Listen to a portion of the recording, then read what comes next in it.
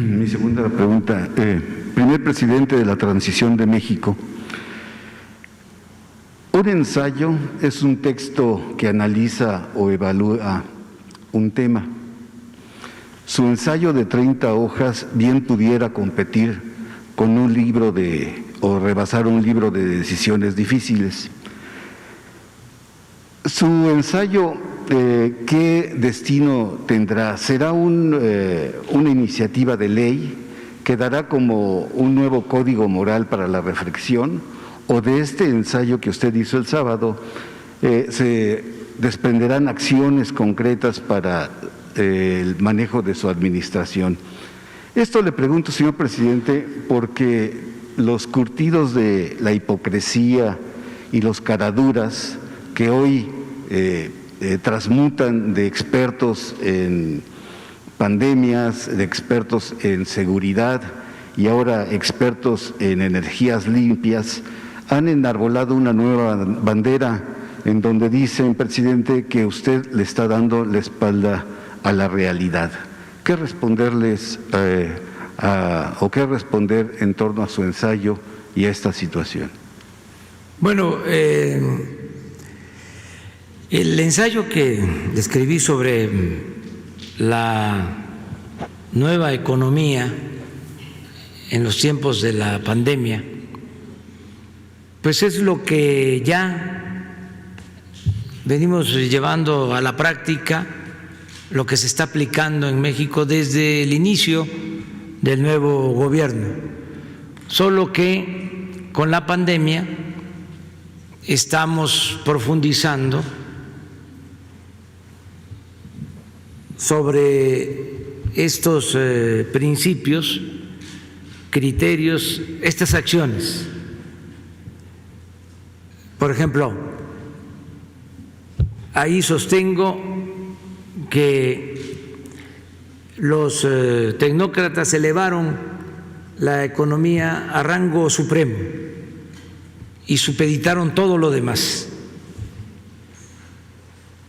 Había que crecer a costa de lo que fuera, sin importar el bienestar de la gente, sin importar el medio ambiente, sin importar la salud. Lo básico para ellos era el crecimiento económico, el llamado Producto Interno Bruto. Y ese era el parámetro para medir el desarrollo y el bienestar de México y de otros pueblos. Decían que si llovía fuerte arriba, si le iba bien a los de arriba, les iba a ir bien a los de abajo, como si la riqueza acumulada arriba permeara o fuese contagiosa. Entonces, en el ensayo lo que hago es desmentir ese criterio, esa forma de aplicar medidas económicas, porque se trata de una mentira, de un sofisma. Se acumuló mucho dinero arriba. Puse el ejemplo en el ensayo de lo que sucedió en el sexenio de Carlos Salinas. Ocupamos al final del sexenio el cuarto lugar en multimillonarios en el mundo. Cuarto lugar de multimillonarios en el mundo. En el sexenio de Salinas pasamos de un multimillonario, de una familia, los Garzazada, a 24 en un sexenio. De acuerdo a la revista Forbes, que publica la lista de los multimillonarios, los que tienen más de $1,000 millones cada uno. Entonces pasamos de 1 de 1988 a 24 en 1994, en 6 años, que fue cuando se entregaron los bancos, las empresas, cuando se hizo la transferencia de bienes públicos a los allegados de Carlos Salinas y se formó el llamado Grupo Compacto, que si usamos rigor intelectual o académico estaríamos hablando de la nueva oligarquía. Pero no solo eso, en ese sexenio fue cuando se registró el mayor crecimiento económico de entonces a la fecha, del 88 hasta nuestros días, más de 30 años de crecimiento económico. O sea, y el promedio fue 2% en 30 años. Y en el sexenio de Salinas fue 4%.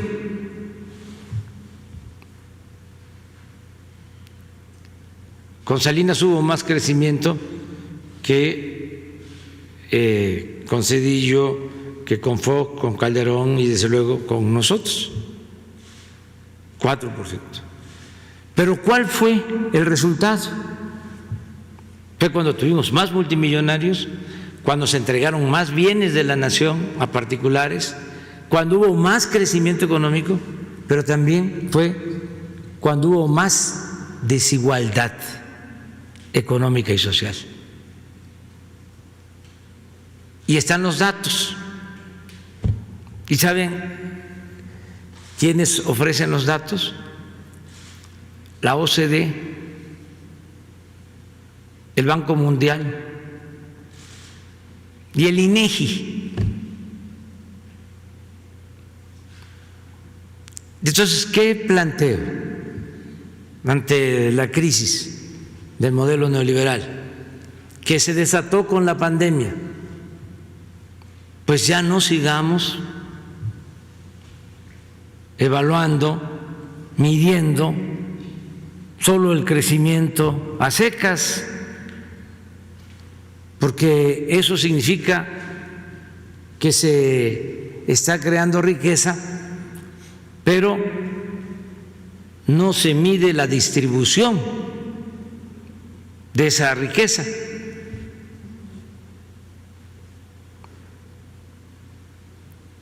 Entonces vamos a agregarle a la economía la democracia para que haya crecimiento, pero respetando las libertades, no como sucedió en Chile, que aplicaron un modelo económico pero con una dictadura. Eso no es viable, eso no nos interesa. Vamos a agregarle también a la economía la justicia, que significa darle más al que tiene menos. En vez de empezar por arriba, como lo hacían, que cada vez que había una crisis, bueno, como se hizo al final del gobierno de Salinas, que dejó la economía también prendida de alfileres, llega Zedillo y se cae por completo y se rescata a los de arriba. Entonces, justicia, que significa empezar de la base hacia la cúspide de la pirámide social. Esa es otra diferencia. ¿Por qué cada vez que hay una crisis económica, rescate de los de arriba y abandono de los de abajo? Pero no solo eso, le cargan a todos el rescate, convierten las deudas privadas de los de arriba en deuda pública. Entonces, eso no es economía con justicia. Lo otro, economía con honestidad, que no haya corrupción, que paguen impuestos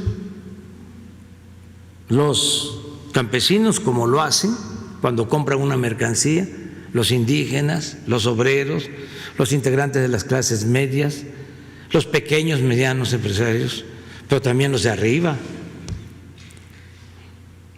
porque si no es corrupción,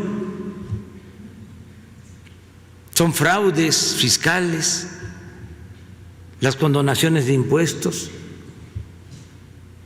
el tráfico de influencia. Entonces, economía con honestidad, economía con austeridad.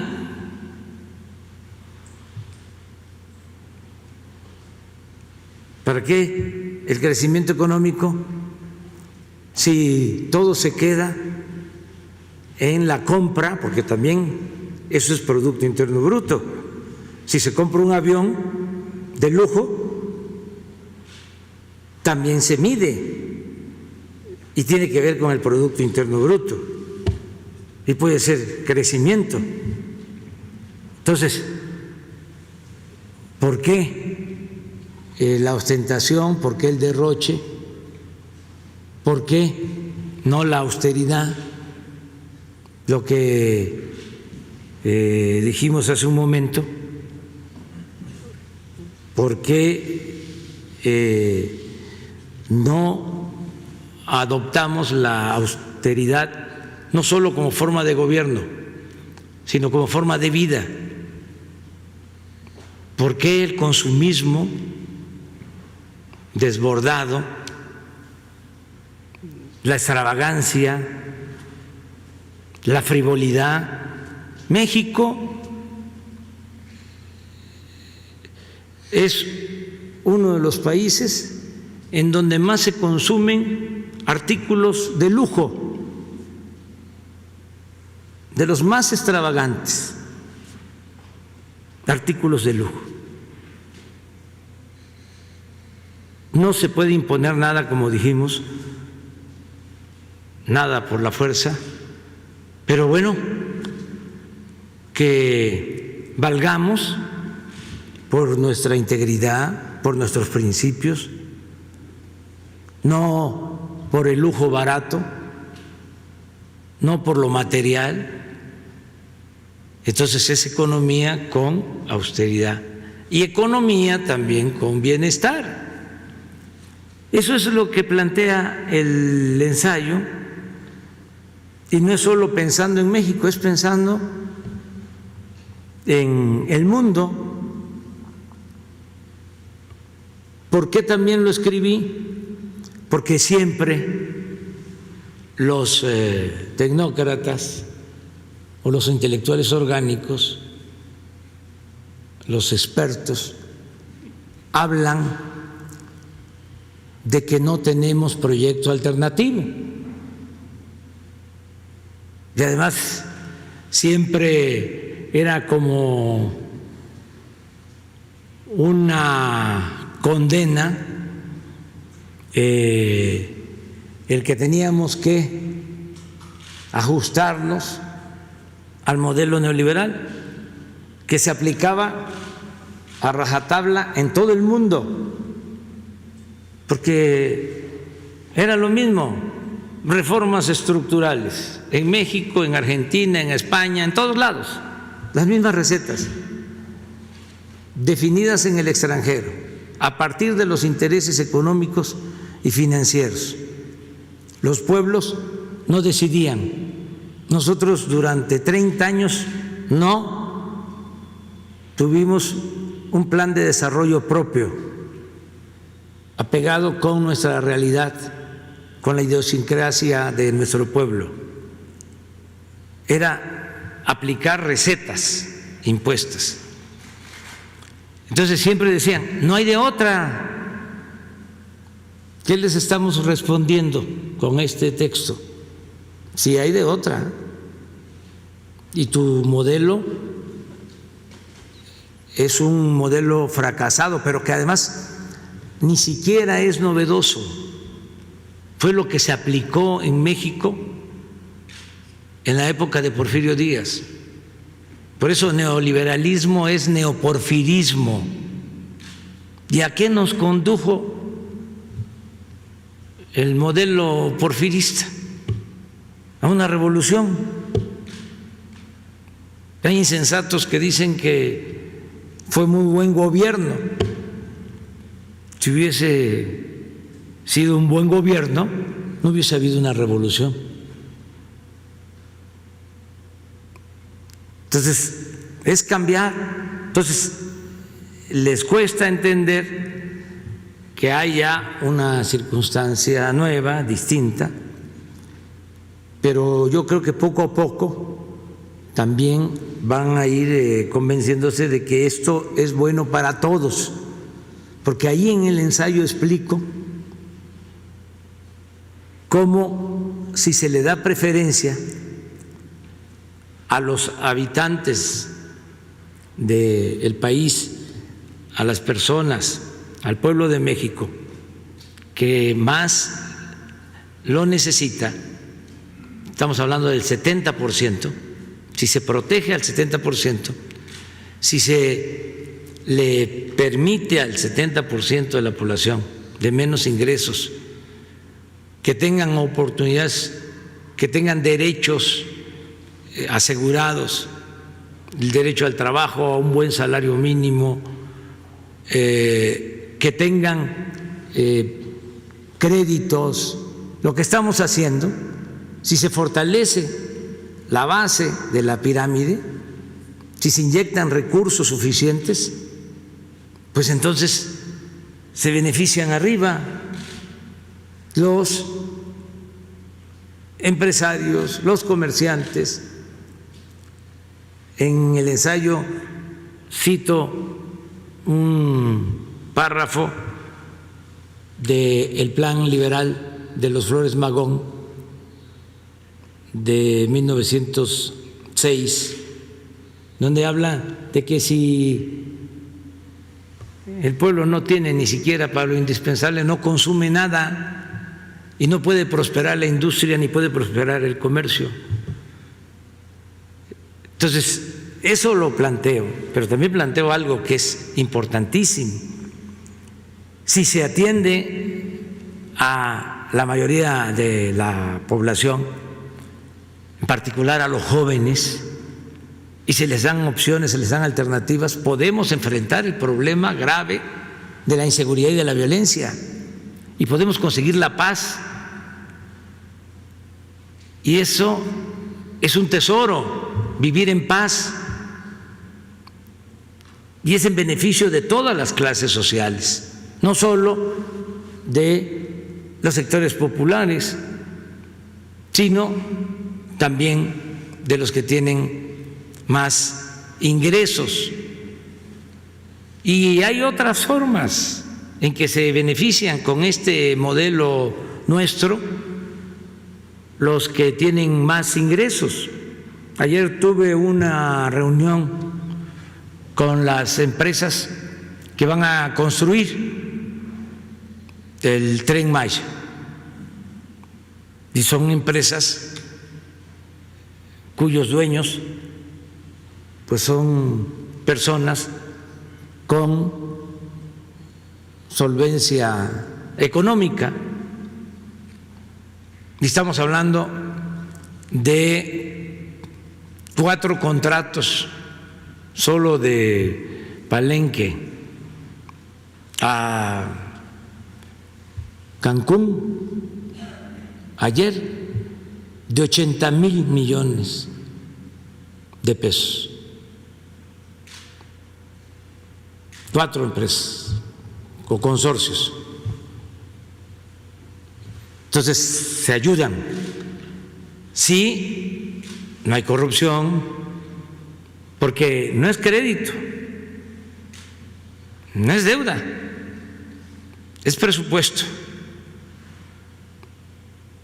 de ahorros por no permitir la corrupción por el plan de austeridad. Y se ayudan también los sectores productivos de México, los sectores dedicados a la industria, al sector empresarial, pues con el tratado. Imagínense, ahora van a tener muchas oportunidades porque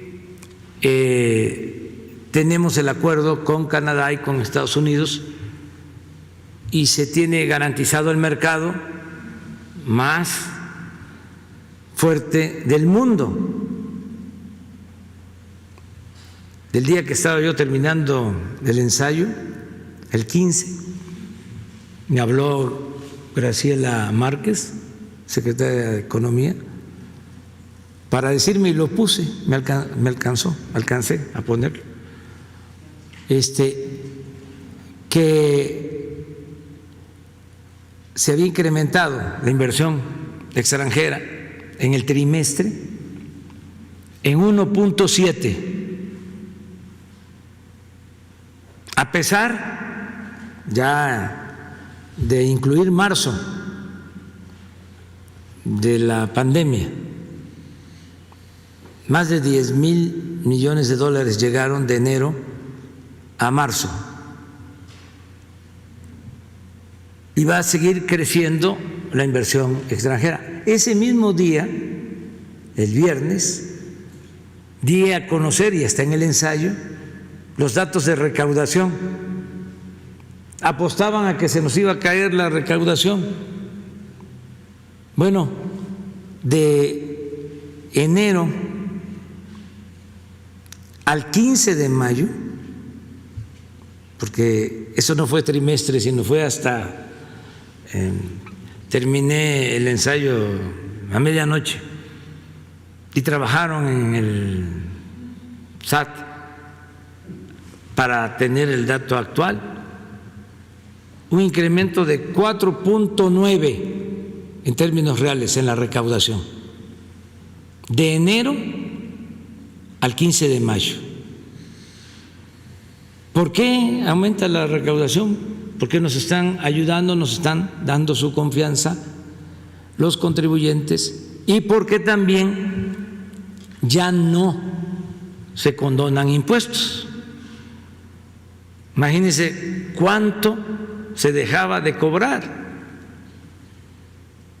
Ahí doy un dato en el ensayo sobre cuánto condonaron. Creo que 280,000 millones de pesos en 2 sexenios, en los 2 sexenios anteriores. 280,000 empresas que debían 10,000 millones y que les condonaron del impuesto, mientras el campesino, el obrero, todos pagando impuestos. Una gran injusticia. Por eso escribí este ensayo, para explicar cuál es el contexto de nuestras acciones, cuál es el marco teórico, porque no es un gobierno de ocurrencias, es teoría y es práctica, es pensamiento y acción. Entonces, sirve para explicar, sirve también para que se quiten miedos, que quede ya de una vez y para siempre claro que nosotros no estamos en contra de los empresarios. Al contrario, lo que queremos es que sigan participando, que sigan invirtiendo. Nosotros estamos en contra de la riqueza mal habida y estamos en contra de la corrupción. No hay piso parejo cuando, por influyentismo, grandes empresas no pagan impuestos y otras sí tienen que pagar porque no tienen agarraderas, porque no tienen influencias. Eso no conviene a nadie. Entonces, es explicarles de que se pueden hacer negocios, se pueden obtener ganancias razonables, que eso es lícito. Lo que no se permite es la corrupción, el tráfico de influencias, la impunidad. Y es para todos el ensayo, todo el que quiera leerlo. Desde luego me importa mucho, aunque no es obligatorio, pero sí me importa mucho que lo lean los servidores públicos, porque también debemos todos saber por qué estamos aquí, cuál es el objetivo principal de nuestro quehacer político. No, pues nuestro objetivo principal es la transformación de México y sacar a nuestro pueblo de la pobreza y engrandecer a México. Pero eso es lo que nos mueve, no los cargos, no la parafernalia del poder. Lo importante es transformar.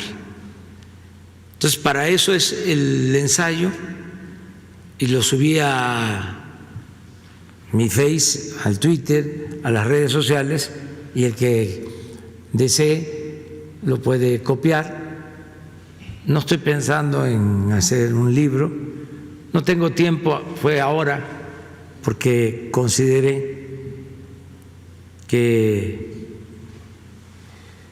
pues en esta cuarentena había oportunidad, un poco más de tiempo para la reflexión y el análisis, y esto nos va a ayudar mucho, porque ahí están las bases para continuar con la transformación, profundizarla y enfrentar esta nueva realidad que se origina a partir de la pandemia. Muy bien.